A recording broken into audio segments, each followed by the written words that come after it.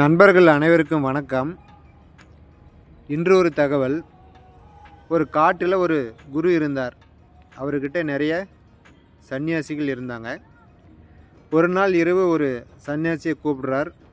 நீ உடனே அரண்மனைக்கு புறப்பட்டு போ, அங்கே அரசனின் அவையிலிருந்து அறிவை பெற்று கொண்டு வா அப்படிங்கிறார். குருவே, இந்த ஆசிரமத்தில் கற்றுக்கொள்ள முடியாததையா நான் அரண்மனை போய் கற்றுக்க போகிறேன் அப்படின்னாரு சன்னியாசி. பேசாமல் நான் சொல்கிறதை கேள், மற்றதெல்லாம் அங்கே போய் அரசனை கேட்டுக்கொள் அப்படின்னார் குரு. வேறு வழியே இல்லை. அந்த சன்னியாசி அரண்மனைக்கு போய் சேர்ந்தார். அங்கே போய் பார்த்தா இவருக்கு ஒரே அதிர்ச்சி. ஏன்னா அங்கே எல்லாரும் மது மயக்கத்தில் நடமாடிக்கிட்டு இருக்காங்க.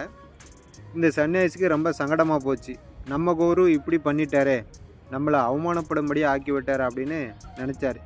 இருந்தாலும் அரசன் இவரை வரவேற்று உபசரிப்பு செய்கிறார். நீங்கள் கண்டிப்பாக இன்றைக்கி ராத்திரி இங்கே தங்கணும் அப்படின்னு கேட்டுக்கிட்டார். இன்றைக்கு ராத்திரி இங்கே நான் தங்குறதுல அர்த்தமே இல்லை அப்படின்னார் சன்னியாசி. இருந்தாலும் அரசன் விடுற மாதிரி தெரியல. நீங்கள் நாளைக்கு காலையில் குளிச்சுட்டு சாப்பிட்டுட்டு போகலாமே அப்படின்னார் அரசன்.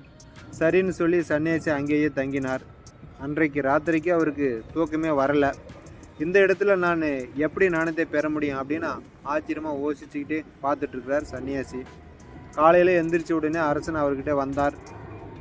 அரண்மனைக்கு பின்னால் உள்ள ஒரு நதியில் குளிச்சுட்டு வரலாம் வாங்க அப்படின்னு கூப்பிட்டார். 2 பேரும் போய் குளிச்சுக்கிட்டு இருக்காங்க.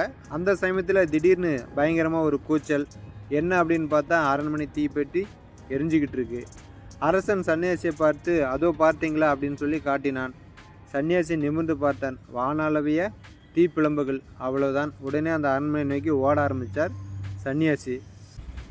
எதுக்காக அங்கே ஓடுறீங்க அப்படின்னு கேட்டான் மன்னன். அங்கே அரண்மனையில் என்னோட துணி ஒன்று கிடக்குது, அது எரிஞ்சிட போகுது, அவசரத்தில் ஓடுறேன் அப்படின்னு சொல்லிக்கிட்டு ஓடினார். அப்படி அவர் ஓடிக்கிட்டு இருக்கும்பொழுது அவருக்குள்ள ஒரு யோசனை. ராஜாவோட அரண்மனையை தீப்பிடிச்சு எரியுது, ஆனால் அவர் அங்கேயே நதியில் நின்றுக்கிட்டு இருக்காரு அப்படின்னு ஒரு யோசனை. உடனே திரும்பி பார்த்தார். அங்கே தண்ணீரில் நின்றுக்கிட்டு சிரிச்சுக்கிட்டு இருக்கார் மன்னன். அவர் காலில் விழுந்தார். அப்புறம் கேட்டார், அங்கே உங்கள் அரண்மனை தீப்பெட்டி எரியுது, நீங்கள் எப்படி இப்படி சிரிக்கிறீங்க, என்னால் புரிஞ்சிக்கவே முடியல அப்படின்னு கேட்குறார். இப்போ அந்த அரசன் சொன்னான், நான் அந்த அரண்மனை என்னுடையதாக கருதி இருந்தால் இந்நேரம் இங்கே நின்றிருக்க மாட்டேன். அரண்மனை என்பது வேறு, நான் என்பது வேறு. நான் பிறக்கிறதுக்கு முன்னாடியே அந்த அரண்மனை இருந்தது. நான் இல்லாமல் போன பிறகு அந்த அரண்மனை இருக்கும். அப்புறம் அது எப்படி என்னுடையதாக இருக்க முடியும்? நீங்கள் அந்த துணியை உங்களுடையதாகவும் அரண்மனை என்னுடையதாகவும் நினச்சிங்க, அதனால தான் நீங்கள் அதன் பின்னால் ஓடுறீங்க அப்படின்னு சொல்லிட்டு மன்னன் சொல்கிறார். அதுக்கப்புறம் சன்னியாசிக்கு ஒரு தெளிவு வருது. இதிலேருந்து நாம் தெரிஞ்சிக்க வேண்டியது என்னென்னா, இந்த உலகத்தில் எதுவுமே நமக்கு நிரந்தரம் கிடையாது.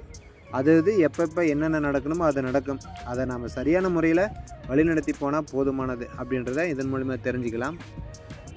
அடுத்ததாக மைவி த்ரெட்ஸில் பெருசாக ஒன்றும் அப்டேட் கிடையாது. நேற்று நான் ஒரு வீடியோ போட்டிருந்தேன். அதில் ஒரு 2-3 நபர்கள் எனக்கு ஃபோன் பண்ணி பேசியிருந்தாங்க. என்னென்னா, சார் நீங்கள் மைவி த்ரெட்ஸ் மட்டும் பற்றி வீடியோ போடுங்க, வேறு எதை பற்றியும் போடாதீங்க அப்படின்ற மாதிரி சொல்லியிருந்தாங்க.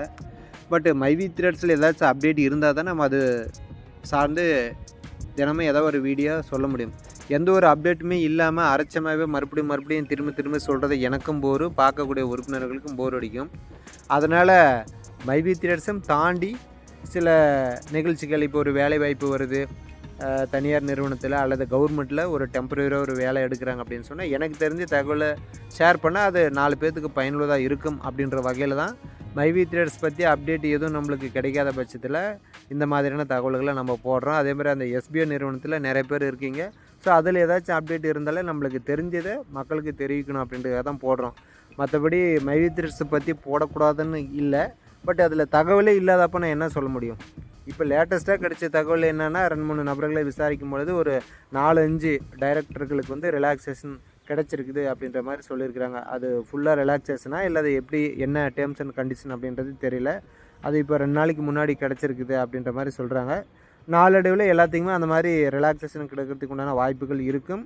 இல்லை வேறு விதமான ஏதாச்சும் கருத்துக்கள் இருந்தாலும் நீதிமன்றம் சொல்லும் அப்படின்ற மாதிரி சொல்லியிருக்கிறாங்க. அதனால் நான் போடக்கூடிய செய்திகள் உங்களுக்கு பிடிச்சிருந்தால் நீங்கள் பாருங்கள். மைவி த்ரெட் சம்மந்தமாக எனக்கு தெரிஞ்சதை சொன்னால் ஓகே பாருங்கள். அது இல்லையா, நான் தம்ப்நெயில்லே ஆல்ரெடி சொல்லியிருப்பேன் எது சார்ந்து அந்த வீடியோ இருக்க போகுது அப்படின்னு சொல்லிட்டு. அதுக்குரிய நபர்கள் மட்டும் நீங்கள் பார்த்து தெரிஞ்சுக்கலாம். நேற்று போட்ட வேலைவாய்ப்பு உண்மையிலே ஒரு மிகப்பெரிய பயனுள்ளதாக இருக்கும். 15,000 வேக்கன்சி இருக்குது. கோயம்புத்தூரை சுற்றி இருக்கக்கூடிய நிறையா கம்பெனிகள் வரப்போகிறாங்க அப்படின்ற மாதிரி சொல்லியிருக்கிறாங்க. மாவட்ட ஆட்சியர் அவர்களே அந்த அறிவிப்பை கொடுத்துருக்குறாங்க. அதனால் விருப்பம் உள்ளவங்க அந்த வீடியோவை பயன்படுத்தி நீங்கள் வேலைக்கு போகிறதுனா போய் அந்த இன்டர்வியூ அட்டன் பண்ணுங்கள். இல்லைனா நம்ம உறவினர்களுக்கு யாருக்காச்சும் நீங்கள் சொல்லுங்கள்.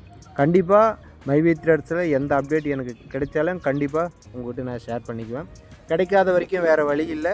எனக்கு தெரிஞ்ச ஒரு நல்ல செய்தியை சொல்லணும் அப்படின்றதுக்காக தான் டெய்லியும் ஏதாவது ஒரு தகவலை சொல்லிக்கிட்டு இருக்கேன்.